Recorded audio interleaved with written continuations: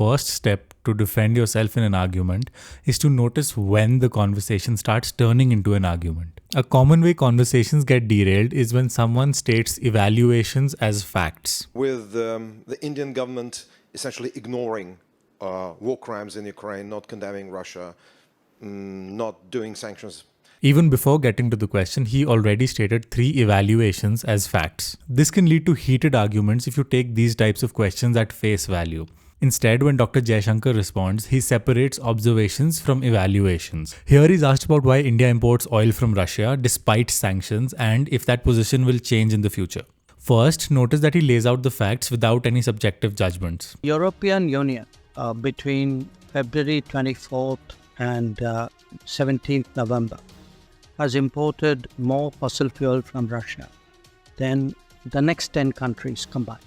After pointing out the facts, he then gives his evaluation of the situation. The remark that you made that, this is the way the European Union is going and this is the way India is going, I would very respectfully suggest maybe European Union is actually doing something very much more than India is doing it. Here's another example of a question which states evaluations as facts.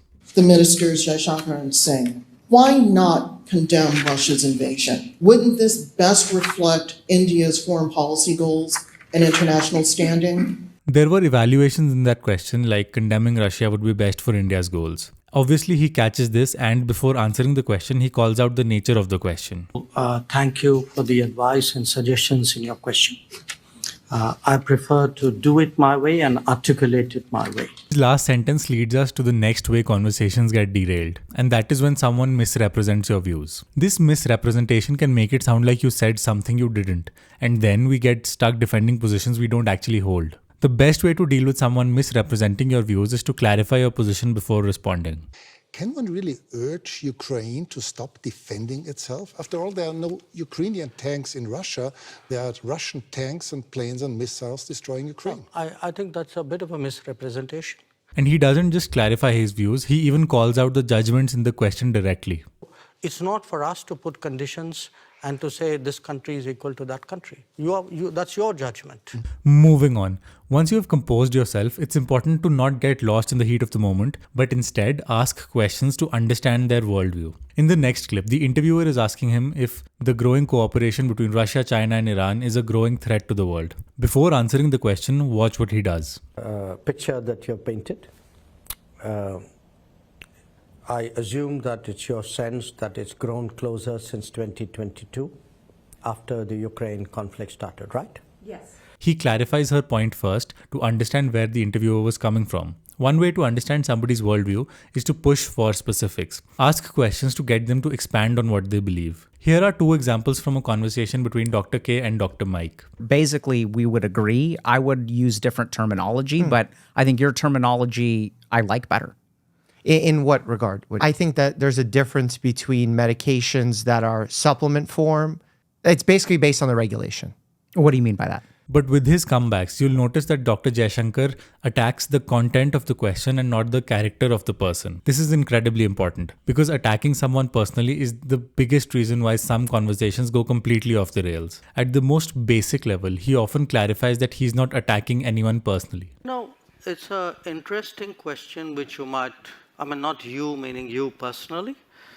The reason for this is that criticism is not useful because it puts people on the defensive and then people start justifying their actions or beliefs. Most people rarely blame themselves for their actions, and criticism like that can also lead to resentment and harm relationships over time. That's why in addition to avoiding personal attacks, he also allows other people to save face. He shows respect for the other person's opinion and frames them as being on the same side as him. Here he's asked about an embrace between Prime Minister Modi and Vladimir Putin. In our part of the world, when people meet people, they are given to embracing each other. So I think perhaps we have a slightly cultural a gap here in terms of what these courtesies mean. Notice that he said we have a cultural gap instead of you don't know anything about our culture, which is a more confrontational response. And take the clip we saw earlier. This is how that clip continues. How do you think you'll be trusted by others after that? Why do you think anyone will help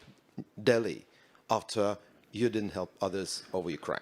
After answering the question, he ends his response like this. Great polemical point you made. So I take it in that spirit. But one of Dr. Jaishankar's strongest skills is that he catches false dichotomies. This is a logical fallacy where the premise of the question wrongly presents your options as being more limited than they are. You to directly address those people who are on the fence about coming back. How do we reverse this brain drain problem? That's one part of the question. Two, please address the parents who still want their kids to leave the country.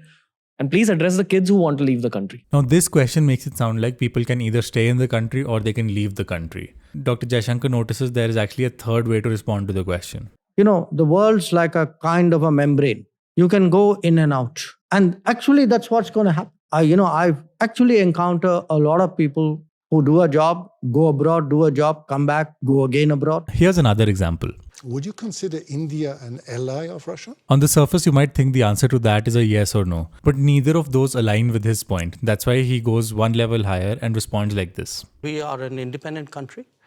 We do not define ourselves or perceive ourselves in alliance terms. That's very much a Western terminology. This is the clearest example of someone trying to limit his options for him.